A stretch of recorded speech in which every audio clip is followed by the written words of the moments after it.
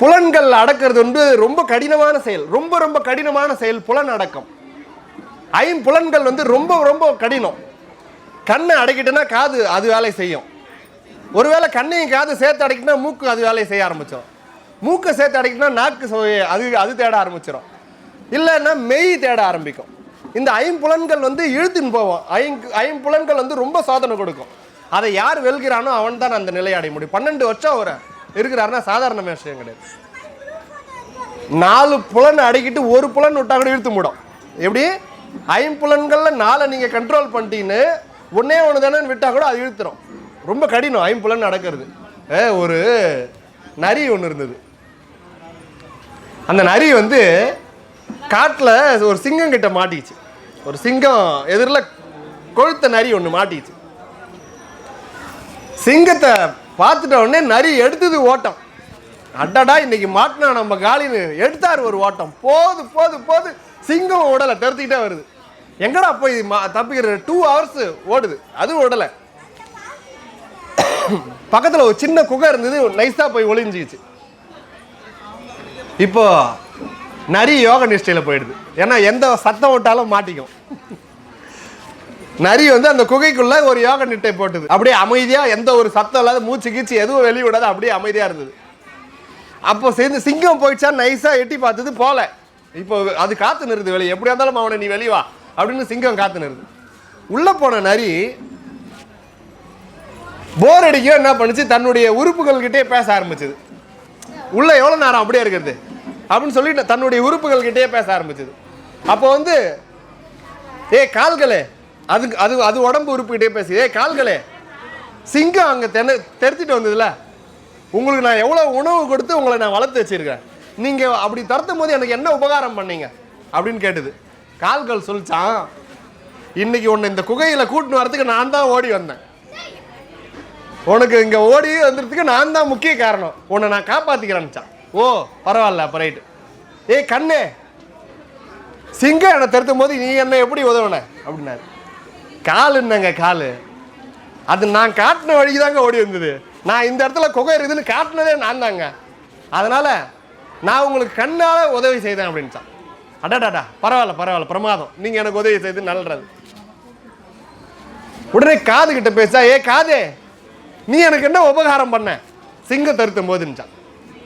காது சொல்லிச்சான், கண்ணுன்னாங்க கண்ணு, கால் என்னங்க காலு, அதுங்க பாட்டுன்னு ஓடிச்சு, பின்னாடி சிங்கம் வருதா இல்லையான்னு கேதர் பண்ணி சொன்னதே நான் தான் அப்படின்ச்சான். அடடாடாடா, பிரமாதம் பிரமாதம். ஓ அப்போ நீ எனக்கு இப்படி உதவி இருக்கிறியா, ரொம்ப நன்றி நன்றி அப்படின்னு சொல்லிட்டு டக்குன்னு திரும்பி பார்த்தது. என்னது இருக்கும், வாலு. வாலு, சிங்கம் துரத்தும் போது நீ எனக்கு என்ன உதவி செய்தேன்னு கேட்டுதான். ஆக்சுவலாக நரி உடம்போது பார்த்துக்கிறீங்களா, அது 2 பின்காலுக்கு நடுவில் வாழை மடக்கி நோடியாரோ. நரி வாழை நீட்டின்னு ஓடாது, ஓடி வரும்போது அது காலுக்கு சந்தில் நடுவில் வாழை மடக்கி வச்சுட்டு ஓடி வரும். தந்திரமானது நரி. அப்படி ஓடி வரும்போது நீ எனக்கு என்ன உபகாரம் பண்ணுன்னு இது கேட்டவுடனே அது சொல்லிச்சு, நான் வாழு, நீங்கள் எல்லாம் முன்னோக்கி ஓடி நிற்கீங்க, உங்களுக்கு யாருக்கும் பிரச்சனை இல்லை, பின்னாடி நான் நீண்டு நின்றேன்னா எனக்கு ரொம்ப பிரச்சனை, அதனால 2 காலுக்கு நடுவில் நான் ஒளிஞ்சிக்கின்னு வந்தேன் அப்படின்னுச்சான். சிங்கம் அந்த நரிக்கு வந்து கோவம், நானே அடைக்கலம் புகிறதுக்கு ஓடி வந்துக்கிறேன், என்னை காப்பாத்துறது இல்லாமல் நீயே என்கிட்ட வந்து புந்து என்கிட்ட நீ சரணடைஞ்சிக்கிறேன்னா உனக்கு நான் பனிஷ்மெண்ட் இப்பயே தரேன், இரு உன்னை நான் வெளியே எடுத்து சிங்கம் கிட்ட ஒரு 2 வாழை தூக்கி சிங்கம் கிட்ட விட்டுதான். அதுக்கப்புறம் நான் சொல்ல வேண்டியதில்லை. சிங்கம் என்ன பண்ணோம், வாழை பிடிச்சி இழுத்து அப்படியே மூழ்கி வாயில போட்டுச்சு. அந்த அளவுக்கு ரிஸ்க். 4 புலன்களை அடக்கிட்டு ஒரு புலன் தானே, ஒரே ஒரு புலன் தானே, இதனால ஒன்றுலன்னு விட்டினா அந்த ஒரு புலனால அப்படியே சிங்கம் இழுத்து அப்படி மொத்தத்தையும் சாப்பிடுற மாதிரி ரொம்ப ரொம்ப ரிஸ்கானது புலனடக்கம். புலனடக்கத்தை செய்தவர்கள் நம்மளுடைய அடியார்கள். நம்மளாம் யாரும் புலனெல்லாம் அடக்கிறது இல்லை அப்படின்னா என்னங்க, அது நம்ம வழிக்கே செட் ஆகுதுங்கன்னுவோம். காலமே எப்படிங்க அநியாயமா இல்லை காலம். ஒருத்தர் காலையில் கடை திறந்தார், பழக்கடை. காலையில் கடை திறந்துட்டு அப்படியே காத்து நிற்கிறார். என்னடா இன்னைக்கு போனி ஆகலை, வேற எந்த கடை இருந்தாலும் ஓடிடும், 2 நாள் கழிச்சு கூட விற்றுக்கலாம். இந்த பழக்கடைக்கும் பூ கடைக்கும் தான் ரொம்ப கஷ்டம். அன்னன்னைக்கு பொருள் அன்னன்னைக்கு விற்றாகணும், இல்லைன்னா மறுநாள் இன்வெஸ்ட் பண்ணதெல்லாம் வேஸ்ட் ஆகிடும். அதனால் பழக்கடைக்காரர் உட்காந்துன்னு காத்து நிற்கிறார், யாருமே வரலையாடா என்னடான்னு. ஒரு அண்ணன் வந்தார், அண்ணா என்ன வேணும்? பழம் வேணுங்கண்ணே. வாங்கண்ணே வாங்கண்ணே, முதல் போனி பண்ணுங்கண்ணே, உங்களுக்கு அதான் காத்துக்கிறாரு. நல்ல ராசியான கை நீங்கள் வந்து வாங்கி கொடுங்க. அந்தாங்க என்னண்ணா வேணும்? இந்த பழம் எவ்வளோண்ணா? எல்லாம் 5 பழம் 20 ரூபா. எல்லாருக்கும் 5 பழம் 20 ரூபா. நீங்கள் ராசியான கை, முதல் போனி பண்ணு வந்தீங்க, உங்களுக்கு 6 பழமாக தரேன் அப்படின்னாரு. அப்படியா பரவாயில்லன்ட்டு 20 ரூபா எடுத்து கொடுத்தார். 5க்கு 6 பழமாக வச்சு கவரில் போட்டு கொடுத்தார். அவர் அப்படி போனார் இல்லையோ நினச்சிங்கன்னா கடைக்காரன் பா அழுகி போன பழமாகும் போதே இது எப்போ யாருக்கு தள்ளி விடுறதுன்னு பார்த்தேன். நல்ல வேலை அந்த ஆள் வந்தான் காலையில். 5க்கு 6 வச்சு தள்ளி விட்டாச்சு. அப்பா நம்ம வேலையை பார்ப்போம் அப்படின்ட்டு அவர் நினைக்கிறாரு. அந்த காசு கொடுத்து வாங்கி போனாரே அவர் அப்படி போய் நினைக்கிறாரு, இந்த கிழிஞ்ச 20 ரூபா நோட்டை யார் தலையில் கட்டுறதுன்னு பார்த்தேன். நல்ல வேலை இழுச்சு வாங்க கடைக்காரன் தான். இப்படி ஒத்த மாற்றி ஒத்த நம்மளே ஏமாத்திக்கின்னு என்னங்க வாழ்க்கை இது? எதை நோக்கின்னு போயின்னுக்கிறோம்? இதில் புலன் அடக்கம்னா என்ன? நம்மளுக்கு பொறி அடக்கத்துக்கு வருமா? எல்லாம் முடிச்சு நின்னவங்க இவங்க. இவரை நம்ம போய் நம்ம கூட கம்பேர் பண்ணி அவர் நிலையில என்னங்க ஏதோ அப்படின்ட்டு போயிடுறான். சாதாரணமாக இங்கே நிற்கலைங்க இவங்க, சாதாரணமாக நிற்கலை. எண்ணத்தெல்லாம் திறக்க முடியும். இதுதான் நம்ம வாழ்க்கை. நம்மளுக்கு அவங்க இன்னொன்று கூட சொன்ன தெரியணும். ஒரு ஐயா இருந்தார், சரியான செல்வந்தர், மிகப்பெரிய செல்வந்தர் ஒருத்தர். அவரை மாதிரி ஒரு கோடீஸ்வரன் கிடையாது. அவருக்கு ஒரு சொல்லிட்டாங்க டாக்டர், ஐயா நீங்கள் வந்து அவ்வளோதான் 30 நாள் தான் உங்களுக்கு, அதுக்கப்புறம் நீங்கள் அவ்வளோதான் முடிஞ்சிடுச்சு, எவ்வளோ ட்ரீட்மெண்ட்லாம் பண்ணியாச்சு, இதுக்கப்புறம் முடியாதுன்னார். என் சொத்துலாம் என்ன ஆகும் அப்படின்னாரு. அவ்வளோதான். ஐயோ நான் அப்படி எப்படி சம்பாரிச்சேனே, நீ எப்படி சம்பாதிச்சாலும் எதுவும் எடுத்து போக முடியாதுண்ணா. எதுவுமே எடுத்து போக முடியாதா? சத்தியமாக ஒன்றும் எடுத்து போக முடியாது. எங்க சுத்தமாக வாய்ப்பே கிடையாது, எதுவுமே கிடையாதுயா அப்படின்ட்டான். இவருக்கு மனசு ஒப்பலை. 3 நண்பர்கள் இருந்தார், 3 துறையிலேருந்து கூப்பிட்டார். ஒரு பாதிரியார், ஒரு வக்கீல், ஒரு டாக்டர், 3 பேரையும் கூப்பிட்டார். நீங்கள் தானே எனக்கு ரொம்ப நண்பர்கள், இவ்வளோ காலம் உங்களையே எல்லாத்துக்கும் நான் உங்ககிட்ட தான் கன்சல்ட் பண்ணுவேன். இது மாதிரி என்கிட்ட எதுவுமே செத்துட்ட பின்னாடி எதுவுமே எடுத்து போக முடியாதுன்றாங்க. ஆளுக்கு 30,000 ரூபாய் நான் போட்டு விட்றேன். ஆளுக்கு 30,000 ரூபாய் தரேன். நான் இறந்துட்ட பின்னாடி என்னை குழியில் இறக்குவாங்கல்ல, அப்போ நீங்கள் வந்து 30,000 நீ 30,000 எடுத்து வந்து என் சமாதியில் போட்டுருங்க, நான் அங்கேயும் சும்மா போகக்கூடாதுன்ட்டான்.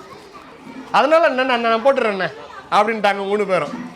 பாதிரியாருக்கு 30,000, வக்கீலுக்கு 30,000, டாக்டர் நண்பருக்கு 30,000 போட்டு விட்டார். சொன்ன மாதிரியே 31வது நாள் அவர் காலி.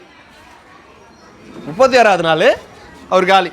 இவங்க 3 பேருக்குமே தெரியும். 3 பேருக்கு ஒன்றா உட்கார வச்சு தான் காசு கொடுத்தார். 31வது நாள் அவர் சமாதியில் எடுத்து போய் புதைக்கிறாங்க. 3 பேரும் வந்தாங்க.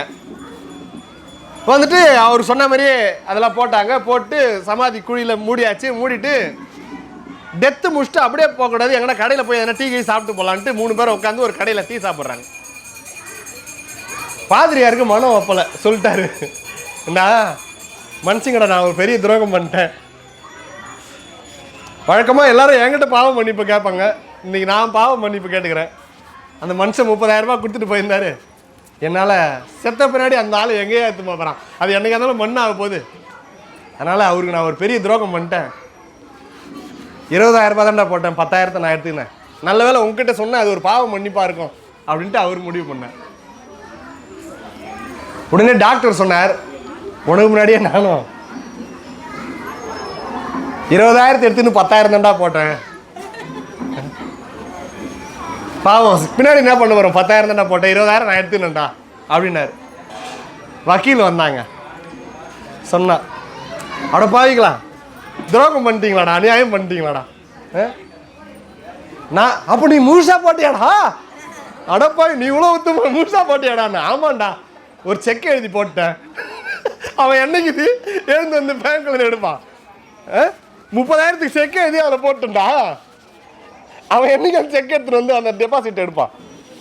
இந்த மாதிரி காலம், அந்த மாதிரி காலம். இப்படிப்பட்ட காலத்தில் ஒருத்தன் 5 புலன்களை அடக்கி அந்த நிலைக்கு கொண்டு வந்து எல்லா ஃபீலிங்கும் எல்லா காலத்துலையும் உண்டு. நம்ம நினச்சிக்கிறோம், ஐயோ இன்னைக்கு டெக்னாலஜி அதிகம், அதனால நம்மளுக்கு இந்த காலத்தில் எப்படின்னு. எந்த காலத்துலையும் இதே உணர்வுகள் தான், இதே சூழ்நிலைகள் தான். இன்னைக்கு என்ன டெக்னாலஜி, அன்னைக்கு டெக்னாலஜி இல்லை, அவ்வளோதானே தவிர மீதி எல்லா உணர்வுகளும் 5 புலன்களும் என்னென்ன செய்தோ அது அத்தனையும் அவங்களுக்கு செய்தது. அதிலிருந்து ஒருத்தர் மீண்டு வந்து நிற்கிறாருன்னா இதுதாங்க குரு. என்னங்க குரு? அதாவது சும்மா இரு சொல்லற சாதாரணமாக கிடையாது. 12 ஆண்டுகள் அந்த புலன்களை அடக்கி அந்த நிலையை அடைகிறார். சாதாரணமான விஷயம் கிடையாது. எப்படி சும்மா இருந்தார்? சும்மா இரு சொல்லறன்றாங்களே, அது எப்படின்னா வேலைக்கு போகாம எதுவுமே செய்யாம அப்படியே கம்முன்னு உட்கார்ந்துக்கிறது சும்மா இரு அப்படின்னா அது அல்ல. நீங்க அப்படியே தான் இருக்க முடியுமா? இப்படியே தான் உட்கார்ந்து இருக்க முடியுமா? எண்ணங்கள் ஓடுது இல்லையா? என்னென்ன செய்து எதுவுமே இல்லாத இருக்கிற நிலை. எப்படின்னா உதாரணத்துக்கு கார் ஓட்ட கற்றுக்கிறீங்களா? கார் ஓட்டுறதுக்கு சொல்லிக் கொடுப்பாங்க. நான் கூட போனதில்லை, ஆனால் ஃப்ரெண்ட்ஸ் வச்சு சொல்லி கொடுத்தாங்க. ஆனால் நம்மளுக்கு கற்றுக்கல இன்னும். கார் ஓட்டுறதுக்கு சொல்லிக் கொடுக்கும்போது அதுமாரி கார் கிடைக்கிறதே கஷ்டமாச்சே. யாருன்னா ஒருத்தர் நம்பி கொடுப்பாங்களா? உட்காருங்க அப்படின்னு சொல்லி உட்கார வச்சுட்டு சொல்லிக் கொடுப்பாங்க. எவர்ப்பா இது கீரு, இது ஆக்சிலேட்டரு, இது கிளர்ச்சி, நீ கவனமாக பார். முதல் சாவி ஆன் பண்ணிவிட்டு இந்த கிளர்ச்சி அமுக்கி இந்த கீர் இப்படி போடணும். போட்டுட்டு அப்படியே கால் வச்சுக்கின்னு மெதுவாக அந்த கிளர்ச்சியில் கால் எடுத்து இந்த ஆக்சிலேட்டரில் நீ அமுக்கணும்னா கார் நவுறும். அப்படி நவரும் போது நீ இதை அட்ஜஸ்ட் பண்ணி நேராக ஓட்டணும். இதுதான்டா அப்படின்னா நல்லா ஈஸியாக தான்டா இருக்குது. ரைட்டு, அப்படி ஆன் பண்ணு. அப்படி ஆன் பண்ணியாச்சு, அவ்வளோதான். கிளச் அமுக்கு, ரைட்டு, அப்படி தட்டு கீரு, கீர் போட்டாச்சு. அப்படியே கால் எடு, தம்முன்னு எடுத்து அப்படி ஆஃப் ஆகும் கார். அப்படி எடுத்த அப்படி இல்லைடா, மெதுவாக எடுக்கணும்டா. ஓ சரிங்க, அப்போ மறுபடியும் சொல்லிக் கொடு. ஆன் பண்ணு, அமுக்கு, அதை கிளச்சு போடு, மெதுவாக எடு, இது அமுக்கு, இதை வேகமாக இழுக்கும். என்னடா இது? இப்போ முதல் கார் கற்றுக்குறோமா? அப்போ மொத்தம் என்ன பண்ணுவோம்? இப்படி ஆன் பண்ணுறாங்க, இப்படி கிளச் அமுக்குறாரு, கீர் போடுறாரு, எல்லாத்தையும் கவனம் பண்ணுறாரு. கீர் போடுறாரு, மெதுவாக எடுக்கணும். அதே நேரத்தில் இந்த காலை வச்சு மெதுவாக ஆக்சிலேட்டர் கொடுத்தா இப்போ கை வச்சு கண்ட்ரோல் பண்ணி நேராக பார்க்கணும் யாரும் வரலையா இல்லையான்னு. இத்தனை வேலையை செய்யணும். இப்போ செய்தார் இல்லையா? இப்போ கற்றுக்கும் போது என்னடா இது கடுப்பாக இருக்குது, இதை அமுக்கணுன்றான், திடீர்னு இதை போடணுன்றான், திடீர்னு இதை அமுக்கி இதை மெரிக்கணுன்றான், திடீர்னு இதை பார்த்து ஓட்டுன்றான், அங்கே யாரோ இத்தனை வேலை எப்படா நான் செய்வேன், ஐயோ ப்ரெஷர் ஆகுதுறான் அப்படின்றான். இதுவே சர்வீஸ் ஆகி ஒரு 6 மாதம் அவன் நல்லா கற்றுனானா அது பாட்டுன்னு ஆட்டோமேட்டிக்காக அவன் ஓட்டுவான். அது வரும், இது வரும். இந்த சைடில் ஃபோனு ஆன் பண்ணி ஃபோன் பேசின்னு இருப்பான், இங்கே பாட்டு போட்டுருவான், பாட்டு கேட்பான், இங்கே ஃபோன் பேசுவான், இந்த இடத்துல கீர், அது பாட்டுன்னு கீர் விழும், அது பாட்டுன்னு கிளர்ச்சி போடுவான், அது பாட்டுன்னு ரேஸ் அமுக்குவான், அது பாட்டுன்னு கவனிப்பான். அத்தனை செய்துன்னு வரான். இதே ஆள் தான் அன்னைக்கு என்ன பண்ணான்? ஐயோ இது வேற அமுக்கி போடணுமாடா, இது வேற இது மெரிக்கணுமாடா, இது வேற இது எடுக்கணுமாமே, இது அமுக்கணுமாமே, இது நேராக வேற பார்க்கணுமாமே. இத்தனை செயல் செய்யும் போது அவனுடைய கவனம் வேற எங்கேயுமே போல. இன்னைக்கு எல்லாத்தையும் கற்றுக்கின பின்னாடி அவன் கவனம் எல்லாத்துலேயும் இருக்குது, அந்த வேலையும் நடக்குது. முதல் கற்றுக்கும் போது ஆழ் மனதும் நம்மளை மேல் மனதும் ஒன்றா இருந்து அதை வாட்ச் பண்ணோம். அப்போ எதிரில் எவன் வந்ததும் தெரியாது, அந்த காரில் பின்னாடி பாம்பு ஏறி நின்னாலும் தெரியாது. அவன் கார் கற்றுக்கிற அந்த இன்ட்ரெஸ்ட்டில் இருக்கும்போது காருக்கு பின்னாடி எத்தனை பேர் வரான்னு தெரியாது, அங்கே யாருக்கு நடந்துடும். மொத்தம் அவனுடைய கவனம் முழுக்க எதில் இருக்கும், அவன் எப்படி சொல்லித்தரான், இது எப்படி ஆன் பண்ணணும், இது எப்படின்னு. அதுவே கற்றுக்கின பின்னாடி அது மைண்டு பாட்டுன்னு ஒரு இடத்துல சுத்தம், இது பாட்டு ஒரு பக்கம் கேட்கும், இது பாட்டுன்னு ஃபோன் பேசினா ரைட் வரேன், இட்லி ஊற்றி ரைட்டு, சட்னி அரைச்சிட்டியா ரைட், இந்த பக்கம் அல்ல அது ஒரு பக்கம் பாட்டு கேட்டுருவான். அங்கே யார் ஆரன், டேய் ஆரன் வேற அறிவு இல்லாதவன். அட்டன் டைமில் கீர் தானாக விழுது, ஆட்டோமேட்டிக்காக ரேஸ் கொடுக்குறான், பிரேக் கரெக்டாக வைக்கிறான், வீட்டில் ஃபோன் பேசுகிறான், பாட்டு கேட்குது, அங்கே நாய் ஓடுதான்னு பார்க்குறான். அட்டன் டைமில் இத்தனை வேலை. இப்போ சப்கான்ஷியஸ் மைண்டு, உள் மனம் அவ்வளவு வேலைகளை செய்து கொண்டு இருக்கிறது. இப்போ வெளி மனம் மட்டும் அதை பார்த்து ஓட்டின்னு இருக்கு. எங்கே சொம்மாக்குது மனசே? அத்தனை வேலைகளையும் அட்டன் டைமில் பண்ணுது. அந்த அத்தனையும் அப்படியே ஒடுக்கி எத்தனை வந்து உள் மனதை வெளி மனதை ஒரு இடத்துல நிறுத்தி அப்படியே உட்காரணும். எப்படி கார் கற்றுக்கும் போது எதுவுமே தெரியாது அப்படியே கவனித்துட்டு இருந்தையோ, அந்த 2 மைண்டையும் ஒன்றா எட்டுனது நிறுத்தி நீ அப்படி உட்கார்ந்தினா சும்மா இரு நடக்கும்.